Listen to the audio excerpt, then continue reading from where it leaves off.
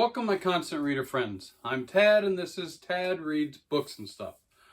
All right, so we're into week 2 of the 2024 Spooky, Scary Skeleton Halloween Readathon, hosted by Nicole at Nicole's Bookish Nook. Please follow her channel and the thousands of co-captains she has for this readathon. I'm just joking. She doesn't have thousands, but she's got a bunch and they're all great. So please check them out. So second week, my second book. I read The Halloween Tree by Ray Bradbury. This is awesome. Originally published in January of 1972. My version published in October of 1974. So, awesome. Published in October, Halloween, spooky season.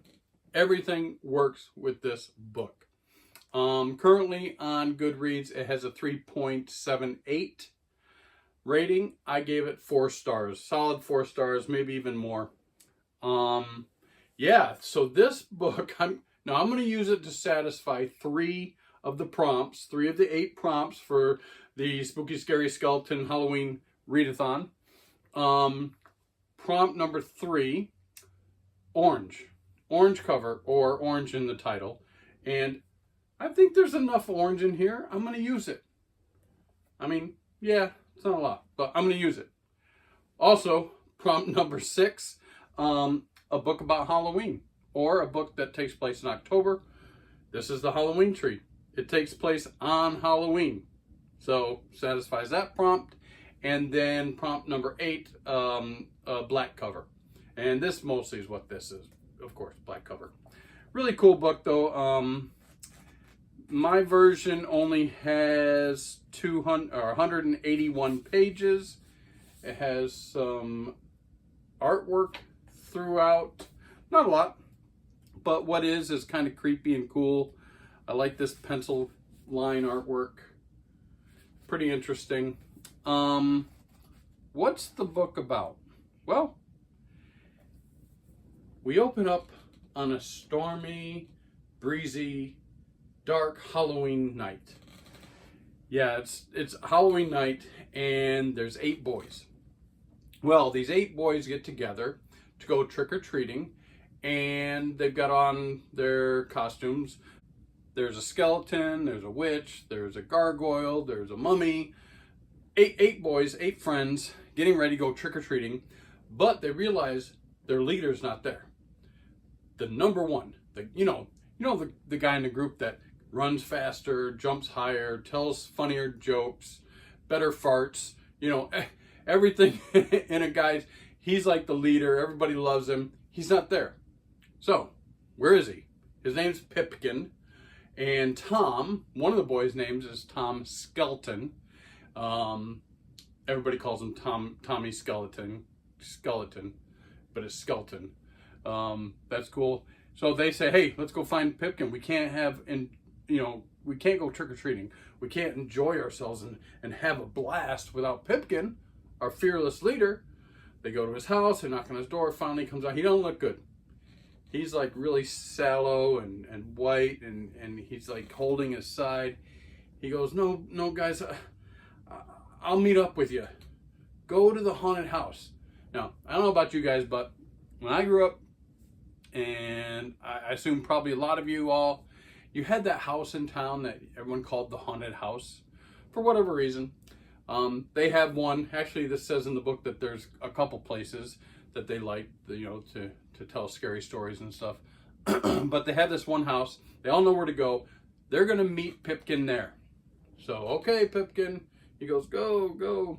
They go to the house. The house is creepy as hell. Makes weird noises. The door opens and it seems like it wants to, suck them in. They hear a noise. They go around the back and there's this huge old, I'm assuming like an old craggy type of oak tree or something. And it's filled with thousands of jack-o'-lanterns. Thousands of hanging pumpkins with different scary faces and all lit up. Really cool. The wind's blowing, it's creepy, it's nighttime now. It just, the whole atmosphere is so well done.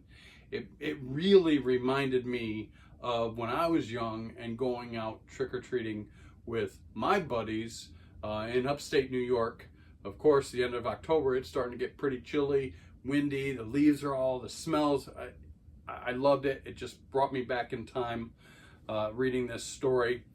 But Pipkin's not there when they get to the tree, but there's this guy. They meet this old creepy guy, and his name's Mound Shroud. So Mound Shroud does some really cool stuff. It kind of reminded me of Something Wicked This Way Comes by Ray Bradbury.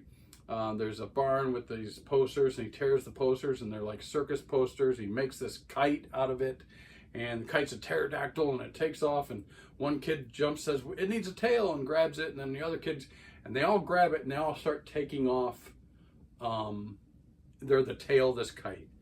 And what happens is they're trying to track down, they see Pipkin in the distance, and he screams and disappears. So they're trying to find him, to save him. And they actually, this kite takes them back in time. So they start time traveling. They go way back in time.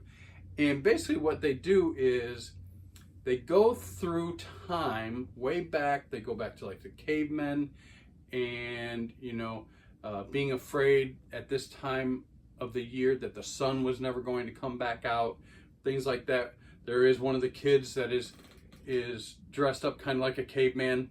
So each kid kind of signifies these different times in history that they travel to on the hot pursuit of Pipkin. Pipkin's always just out of reach. And so they go through there. They go through ancient Egypt and mummies, right? The kids dressed like a mummy.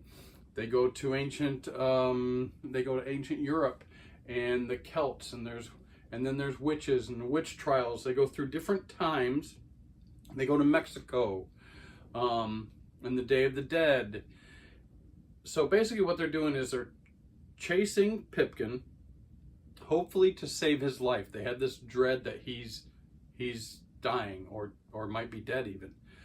And as they go through this time, they're learning about the origins, you know, the history of Halloween, the meaning of Halloween, how it was celebrated and began in different areas of the world throughout history. And it kind of gives them, I think, a little bit more of appreciation for the season and the holiday, other than just going and getting candy. Eventually, they get to a point where they find Pipkin. He's down in like a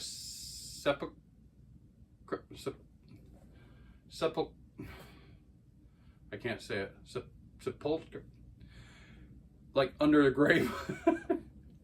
And I can't say it. And anyways,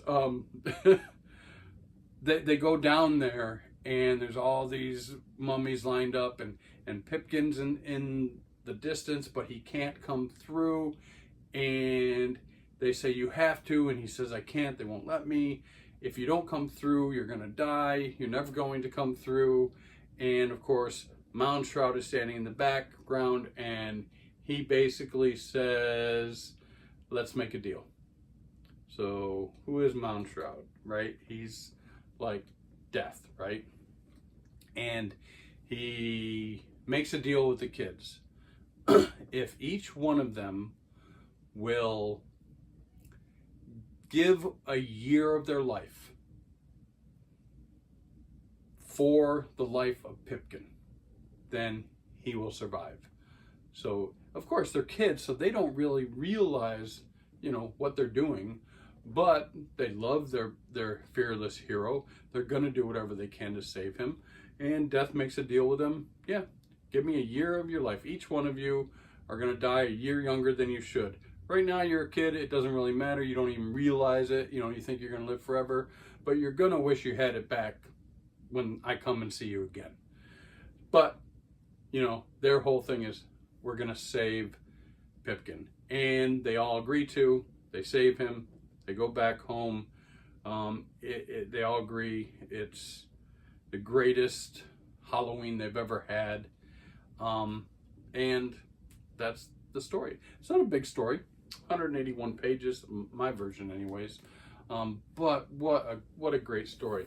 Ray Bradbury has this way of writing that is, to me, is very musical, very lilting. It kind of, you know, goes, you get on this wave, and it's very lyrical. It's almost like reading poetry to some extent. Even though it's these kids that are in this story, I don't know that it's necessarily a YA book, but I would lean that it is. But some of the concepts and some of the sentence structures and the words he uses and the way he uses them are very adult. I mean, very, even, I'm sure I have a few adult friends that wouldn't be able to read this book because of, you know, the words used. They just wouldn't understand it. I gotta be honest. And it's kind of, you know, like I said, kind of almost like telling a poem. And I got a lot of friends that would never read poetry in their lives. It'd be too much for them. But anyways, I loved it. I gave it 4 stars, even more probably. I mean, it's close. It's not perfect, but I think it's, last year I read Legend of Sleepy Hollow.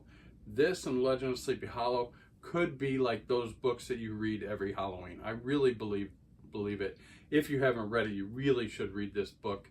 I mean, it's up there with like reading, you know, Christmas Carol or Legend of Sleepy Hollow, or, you know, whatever you read at different times, St. Patrick's Day, you know, or whatever holidays, you know, whatever you like to read, this should be on your shelf and maybe a constant read. It doesn't take long. It's really fun. It brings you back. It puts you back in time. I could smell the Halloween night from upstate New York. I could feel the wind in my hair. But I you know, anyways, I loved it. So that's book 2 or week 2 update of my 2024 Spooky Scary Skeleton Halloween Readathon. Please check out Nicole's channel and all of her co-captains. As usual, if you found any entertaining value in my video, please like, please subscribe, and leave me some comments. And until next time, peace out.